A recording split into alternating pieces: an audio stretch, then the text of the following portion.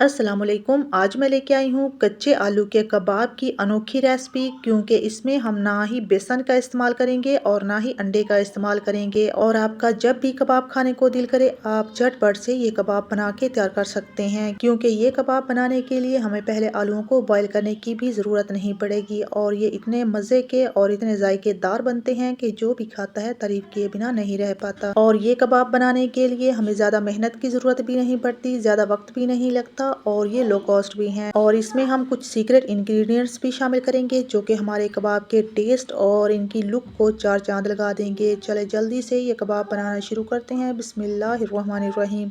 सबसे पहले यहाँ पे मैंने 1 किलो आलू लिए हैं और इनको मैंने छील के अच्छी तरह से धो लिया है। तो अब हमने इनको ग्रेट करना है, तो हम बारीक वाला ग्रेट नहीं करेंगे बल्कि मोटे वाला करेंगे। इससे एक तो हमारे तमाम आलू बहुत कम वक्त में ग्रेट हो जाएंगे और दूसरा इससे हमारे कबाब की लुक भी बहुत अच्छी आएगी। और इस तरह से हमने तमाम आलूओं को ग्रेट कर लिया है। अब हमने इसको रखना नहीं है बल्कि फौरन से इसमें पानी शामिल करना है और इनको दोबारा से अच्छी तरह से वॉश कर लेना है, नहीं तो ये अपना कलर चेंज कर जाएंगे और हमारे कबाब बिल्कुल भी अच्छे नहीं लगेंगे। अगर इनको हम खुले पानी से धो लेंगे तो इसके बाद इसको हम जितनी देर भी रखेंगे इनका कलर चेंज बिल्कुल भी नहीं होगा और ये फ्रेश और खिले खिले रहेंगे। अब इनको हम धो के ऐसे ही नहीं निकाल लेंगे बल्कि इनको हमने अच्छी तरह से निचोड़ना है, क्योंकि हम कबाब में कच्चे आलू इस्तेमाल कर रहे हैं। तो जब इसमें हम स्पाइसेस डालेंगे तो आलू अपना पानी छोड़ेंगे, जिससे हमारे कबाब नहीं बनेंगे। तो इसलिए हमें जितना हो सके इनको हमने अच्छी तरह से दबा के निचोड़ लेना है। आप इस तरह से हाथों की मदद से दबा के भी कर सकते हैं या फिर आप मलमल के कपड़े या फिर नेट में भी डाल के इनको निचोड़ सकते हैं। इस तरह से हमने आलूओं का तमाम पानी निकाल दिया है और ये बिल्कुल फ्रेश और खिले खिले हो गए हैं। अब इसमें मसाले शामिल करते हैं। सबसे पहले मैंने इसमें हरा धनिया शामिल किया है और इसके बाद मैंने 3 से 4 हरी मिर्ची कटी हुई शामिल की है और इसके बाद एक बड़े साइज का प्याज कटा हुआ इसमें शामिल किया है और इसके साथ शामिल किया इसमें 1.5 चम्मच नमक।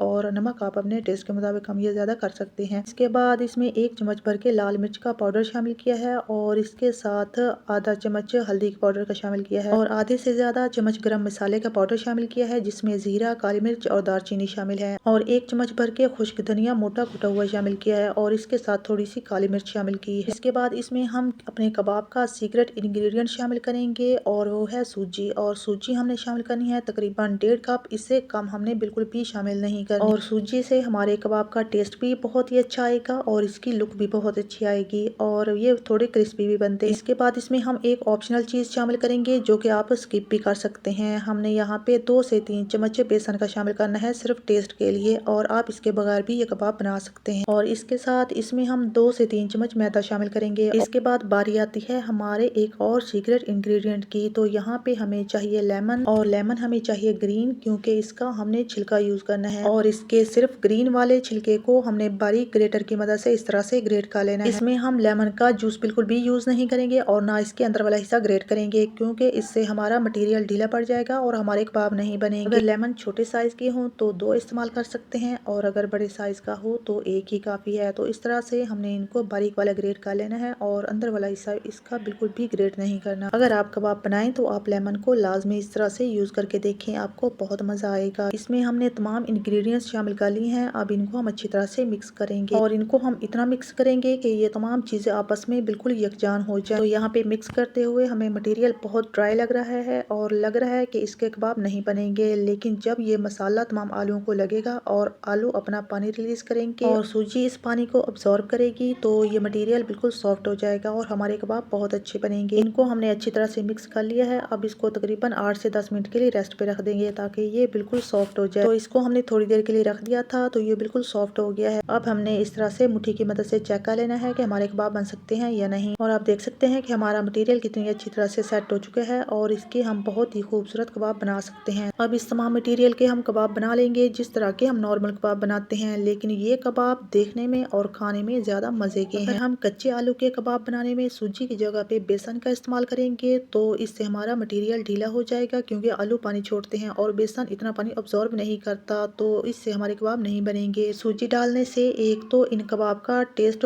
बहुत ही डिफरेंट आता है और दूसरा आलू जितना भी पानी रिलीज करें ये सूजी उसको अब्सॉर्ब कर लेती है और हमारा मटेरियल बिल्कुल भी ढीला नहीं होने देती। और इस तरह से हम कच्चे आलू के कच्चे कबाब फ्राई किए बगैर फ्रिज में स्टोर कर सकते हैं, बिल्कुल भी ढीले नहीं होंगे। और इस तरह से मैंने तमाम कबाब बना लिए हैं और आप देख सकते हैं कि इनकी लुक कितनी अच्छी आ रही है। अब इनको फ्राई करते हैं। तो फ्राई करने के लिए भी हमने कुछ बातों का बहुत ज्यादा ख्याल रखना है। तो इसके लिए हम ऑयल को बहुत ज़्यादा गर्म करेंगे। कम गर्म ऑयल में कबाब को बिल्कुल भी नहीं शामिल करेंगे, क्योंकि इससे हमारा कबाब टूट जाएगा। और इसमें आपने इस बात का खास ख्याल रखना है कि पहले ऑयल को ज़्यादा गर्म करना है, इसके बाद फ्लेम मीडियम कर देनी है और मीडियम फ्लेम पे इसको फ्राई करना है। जब ये थोड़ा सा एक तरफ से फ्राई हो जाए तो चम्मच की मदद से एहतियात के साथ इसकी साइड चेंज कर लेनी है और दूसरी तरफ से भी इसको फ्राई कर लेना है। इसको फ्राई करते हुए हमने 2 से 3 दफ़ा इसकी साइड भी चेंज करनी है और इसके साथ चम्मच की मदद से इसको थोड़ा थोड़ा प्रेस करना है ताकि ये अंदर तक अच्छी तरह से फ्राई हो जाए। क्योंकि इसमें हमने आलू और सूजी कच्चे शामिल किए हैं, तो इसलिए इनको मीडियम फ्लेम पे अच्छी तरह से फ्राई करेंगे। तो हमारा कबाब बहुत ही खूबसूरत गोल्डन ब्राउन फ्राई हो गया है और कबाब का ये कलर परफेक्ट है